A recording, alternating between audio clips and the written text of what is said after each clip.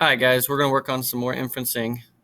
Remember that inferencing is the text evidence, so the information in the text, plus the schema, which is your background knowledge, and that gives us our inferencing. We'll look at a couple examples together here.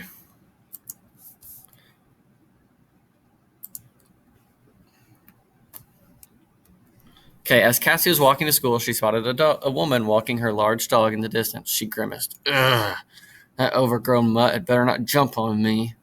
She hoped they would turn down the opposite street. Sure enough, though, at the end of the block, the woman and her dog turned toward her. Cassie and the woman would undoubtedly cross paths within a minute. Maybe I can just run across the street so I can avoid that thing. So our question is, what inferences can we make here? So we got a lot of information about Cassie. So she was walking to school, she spotted, and here's the first thing she said. Overgrown mutt better not jump on me.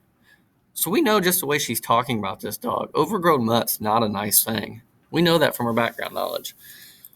We know that from our experience that if somebody calls a dog an overgrown mutt, they probably aren't a big fan of dogs. So that's my first clue. She hoped they would go away, so she doesn't want to see this thing. As a woman walked past with her, she said, maybe I can just cross the street so I can avoid it. So there she's telling us I can avoid it. I know from my background, if somebody wants to avoid a dog, they probably don't like the dogs. So what inferences can we make? Does she hate walking to school? Is there any evidence in here that tells me that she does not like walking to school? No. The only evidence that I see is about the dog. Never is there much information about school. B, Cassie dislikes dogs.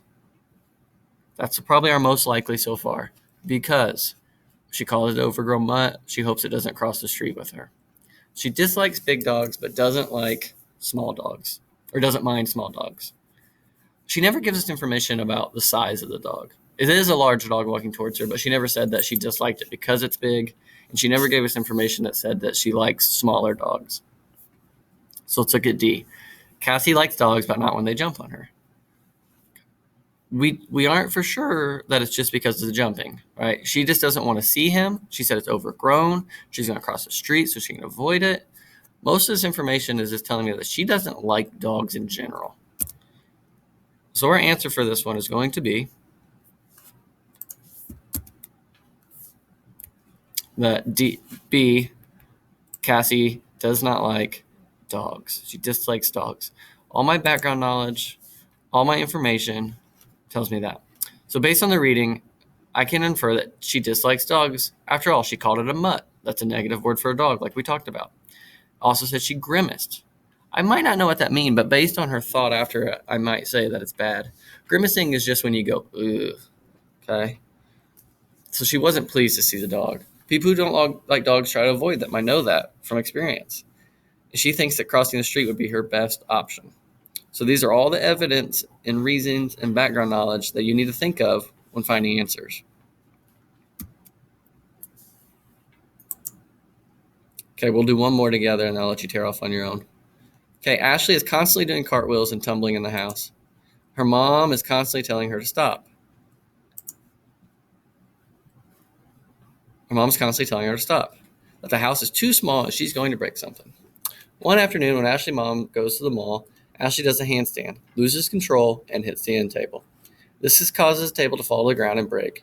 Ashley is still scrambling to pick up the pieces when her mom walks into the room. Ashley tells her mom that the dog bumped into the table, causing the lamp to fall.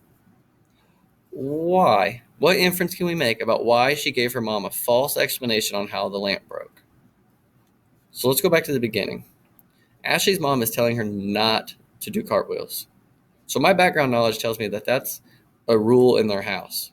If that's something her mom's telling her, that's a rule. What happens when we break rules? Normally there's a consequence. So that might be something that she's trying to avoid. She does a handstand, loses it, and hits the table. So she knows that she messed up. So let's look at her answers here. She enjoys making up stories. There's no evidence in here that tells me she's just doing it for fun. Okay.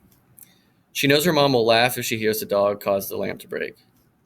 Based on our background knowledge, if you break a rule, is a parent or an adult going to be laughing? I know in my experience, that's not typically what happens. What about C? She doesn't want to get in trouble. Based on that first piece of evidence that she's doing cartwheels and mom tells her to stop and that she's not allowed to do that, that tells me that she might be afraid of getting in trouble because that is a rule in their house. D, she forgot what really happened. There's no evidence here that Ashley doesn't remember or has a hard time remembering things. So our correct answer would be C. I can infer that Ashley's motivation for lying to her mom is that she's afraid and she will get in trouble if mom finds out. Ashley caused the lamp to break when she was doing handstand. When mom tells me repeatedly not to do something, I know it's wise to listen or I'll get in trouble. So that's again where that background knowledge comes in. We know that you can get in trouble for doing things like this, and that's most likely what Ashley's thinking. All right, you're going to do some task cards next, and you're going to do some inferencing, and I would like you to give me explanations as well. Okay? If you have questions, please comment them on Google Classroom in a private message, and I can help you as soon as possible. Good job, guys.